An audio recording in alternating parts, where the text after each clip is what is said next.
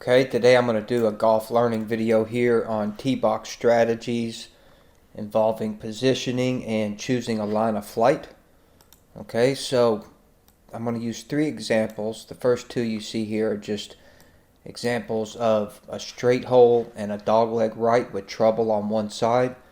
And then lastly, we'll be using this for an example to go over the line of flight. Alright, so let's concentrate on these two here first. So you'll see here on the left, I've identified a straight flying shot with a red arrow, a draw with the blue arrow, and the fade with an orange arrow. Alright, so at the bottom here, we'll focus on the hole here on the left here first.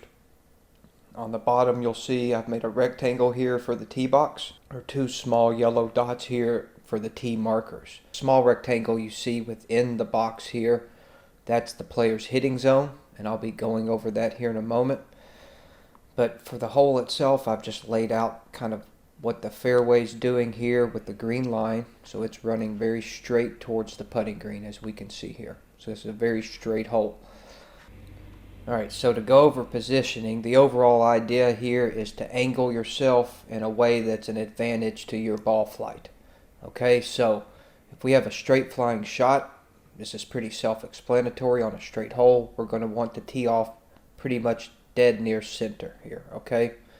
Now, if we're playing a draw, what we want to do here is get more near the left side of the tee, okay? Because you can see the ball is going to start here on the right and then want to curve back towards the center, okay? And when it's taking its curve towards the center, when it's releasing and rolling, it wants to end up near the center. Now, opposite to the draw with the fade now with the orange, we want to position ourselves here on the right, okay? Because it's going to start more towards the left side and curve back to the center. Now, I'm going to show two examples here why. You can see the ball is going to hang out over the rough and have a hard time getting towards the fairway. When from the left side, it wanted to start over the fairway, cover it for a much longer time. Still on the right side of the box here and played their draw off like this, right, trying to get towards center. Even when this ball lands, it's going to be running away from the fairway, okay? So it's a much harder angle to hit the center from that position. So vice versa here with the fade. If we were to hit kind of the identical flying shot from the left here, you can see it's hanging over the rough, having a hard time getting back towards the fairway, okay? And if we were to hit from the left side again towards the center with the kind of the same curvature, now see when it hits and lands, it's running away from the fairway or off the fairway. Remember, a fade has cut spin, is going to want to kick and roll this way. So that's kind of the idea there to get the best advantage, how you want to position yourself based on your ball flight. Now the small rectangle you see back here, this is the player's hitting zone. So they have two club links back from the tee markers, okay? So they don't have to tee off directly in between them. So if going back a little bit gets you a better angle or better distance control, the player's allowed to do that. And remember, you're allowed to stand outside of the tee markers as long as the ball is within them. So sometimes that can get the player a better angle. Now we'll concentrate here just on the right here for a different example. This is a par 4 dog-legging right with trouble on the right. Okay, that's kind of a common scenario. So the player hitting the straight shot, he's just going to be slightly off to the right of center. That's going to angle him pretty much dead at center here. Okay, that's going to give him equidistance kind of from the left and right side of the fairway. All right. Now if you're drawing here, there's really not much need. Again, there's no trouble here on the left, okay? So you don't need to test the tree line too hard. I would focus more on right center instead of right side of the fairway, okay? Even though the kick is going to want to run towards the rough, the worst miss is over here. So again, the player needs to position themselves towards the left side of the tee box to some degree. The fade, this is an ideal hole for a player with a fade shot. Again, they're going to position themselves somewhere near the right side of the tee box. And then here they want to make sure they're swinging left. Okay? If they miss, they want to miss here. The worst mistake they can make is this. Alright, so now that we've discussed positioning, it's pretty simple now that we've went over it. Alright, and remember the idea here is just trying to gain the best angle for your ball flight off the tee box that gives you an advantage.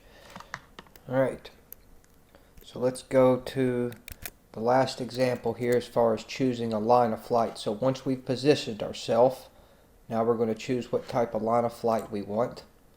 So I've drawn another example of a hole here where it's a hard dogleg left.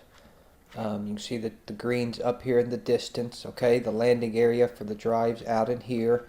There's a sand trap running all along the left side of the fairway, all the way up near the green or through the green. And then there's a water hazard, huge water hazard here on the left. So an aggressive line, all right, that's identified here with the red arrow. That's always going to have some type of risk-reward factor to it. So you can see that the risk here is the player has to kind of carry the sand trap for a very long time. If he misses left and has any type of error at all, the water hazard's coming into play and the sand.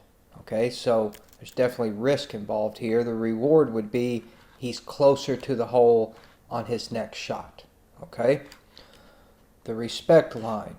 All right, the reason I call that respect line is because golf is a very difficult game and the player better respect it or they're going to have a long day. All right, because if the player is constantly choosing an aggressive line, he's putting a lot of pressure on his swing, and doing that all day, it's going to be hard to trust that for the entire round, and it's going to be a very stressful round. Okay, so the respect line, you can see there's some risk here involved and there's some reward involved. For instance, we're not too far away from the hole, we still have a reasonable shot in, and we haven't completely bailed out. The bail out line is represented here with green, and the problem with this is the player's never really going to get rewarded for a good swing, and he's never going to really find out how good of a player he is if he's constantly choosing this line. Now keep in mind there's times where the bail out line is going to be the best option. For instance, if you have a huge lead or if you're in some type of gambling format, it just all depends on the hole and what type of situation you're in. But generally speaking, the reason I wanted to go over this, because I think it's a good recommendation to start at least with this idea of I'm going to choose a respect line, and then from there make an aggressive swing. Okay, so respect line, aggressive swing, and I believe that's a good way to go about it. All right, guys. Hopefully these examples were helpful here, just as far as some tee box strategies. You all have a good day now. Thank you.